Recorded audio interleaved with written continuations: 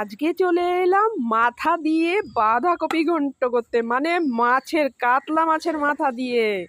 তো চলো, তোমাদের কার কার খেতে ভালো লাগে অবশ্যই, আমার তো দারুণ লাগে। তো ভিডিওটা প্রথম থেকে শেষ পর্যন্ত অবশ্যই দেখো। প্রথমে কাতলা মাছগুলো আমি ভালো করে মাথাটা ভেজে নিচ্ছি, দেখো।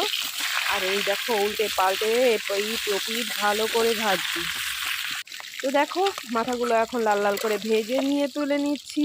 আর এখন মাথাগুলো তুলে এখানে জিরে আর তেজপাতা ফোড়ন দিয়ে টমেটো কুচি দিয়ে দিয়েছি, কাঁচা লঙ্কা দিয়ে ভালো করে নেড়ে চেড়ে মাথাগুলো দিয়ে আরও ভালো করে একটু নেড়ে চেড়ে কষিয়ে নেব।